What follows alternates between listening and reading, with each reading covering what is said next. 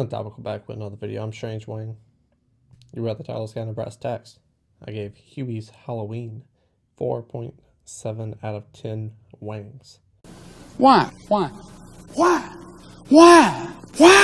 Going into this film, I had zero expectations about a film where Adam Sandler does a voice the entire time to save Halloween, even though the whole town hates him.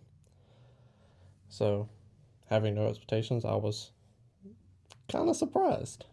Really? One of the things I was very surprised about is all the references to his older films. First scene, you get a reference to Happy Gilmore. Ben Stiller reprises his role, and that shit was funny as fuck. The O'Doyle Rules kids, they had more kids. It's funny to me. There was a few sprinkled like that throughout the film, which I really enjoyed, because I do love Adam Sandler movies, especially his older ones. I love them a lot. I grew up on them. Hold a very, very special place in my heart, for sure. You know, I mean, and when I saw them all, I smiled. I like to smile. I think it's wonderful to smile. One of the things that made me smile as well was the story wasn't predictable as I assumed it would be, because I just assumed this would be a god-awful movie. But again, I had no expectations going into it, so when it did pull a twist, I was like, okay, better than I thought. So I'm glad that I wasn't able to predict everything that happened in the film, even though some stuff is predictable, but the overall story arc is not predictable. So points for that. And the big thing that gave it a 4.7, the real reason is it has a good message.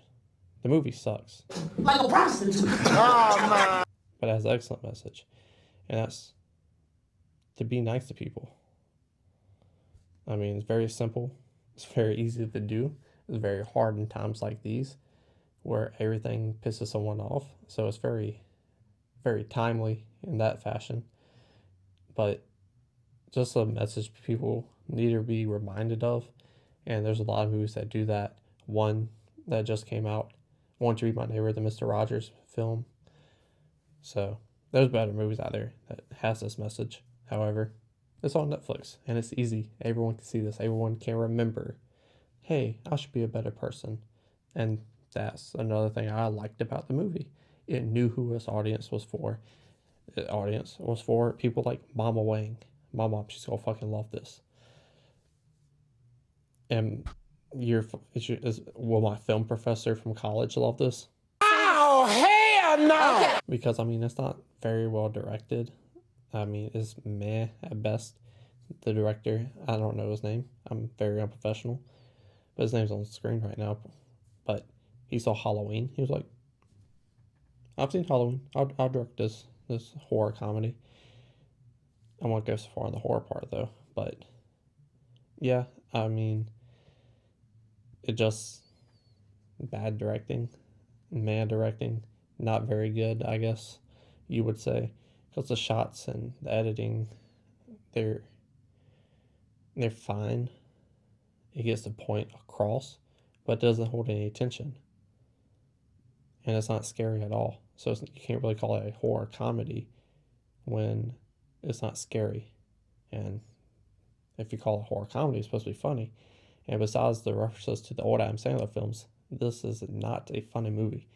The jokes that would have been funny were outdated by several years. Example, all the girls dress as Harley Quinn and they look slutty. That was a joke.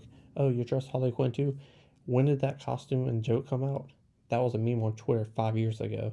It's very unoriginal. It's out of date. Not funny. And there's a bunch of callbacks in the film, and they're also very unfunny. Like, Huey's mom, she goes thrift shopping and buys all these shirts with writing on them, and she doesn't know the meaning to them. And it's like boner alert, some potty humor like that, you know, very unoriginal, not funny. Fucking Spencer shirts. Not if you wear Spencer shirts, not saying that's your swag. You keep doing you, but not for Strange Wang, and I don't want that in my movies either. So when these shows kept reoccurring, I was like, something that did reoccur in the film quite a bit is Hubie's room, and he has a poster of Smokey and the Bandit. He worked with Burt Reynolds previously on The Longest Yard, so it made sense to show you love since he's passed away. Strange Wayne. Big Smokey and the Bandit fan. I fuck with that movie very heavy. So I was glad to see that in the film. But the wardrobe, the set design, stuff like that, it was all fine. I guess. Nothing really stood out. It was your basic Halloween town, you know. Can't really fuck it up too bad, I guess. But there's some terrible stuff in this film. Is it So fucking terrible. Yes. There's zero logic in the film. From the town, everyone in the town hates him. So you tell me this town is full of nothing but assholes and pricks and cocksuckers? There's no way. There's only one family in town that's nice to him, and that person's kids don't even know who Hubie is. So you've set up that this is a very small town. Everybody knows everybody.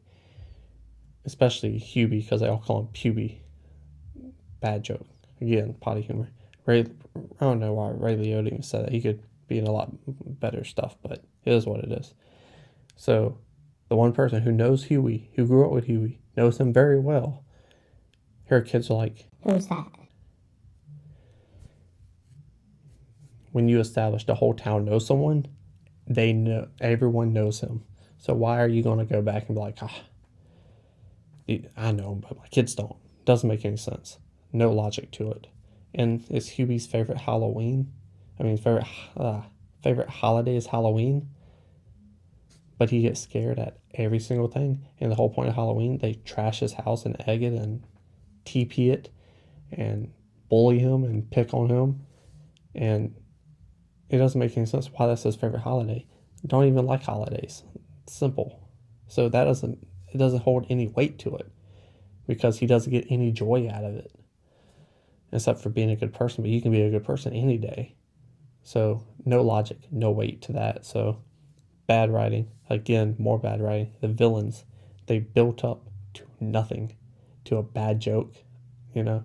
So the villain, it doesn't hold any weight, and the main villain doesn't have, I'm not going to say any build, but Bob the build. That's how much build it had.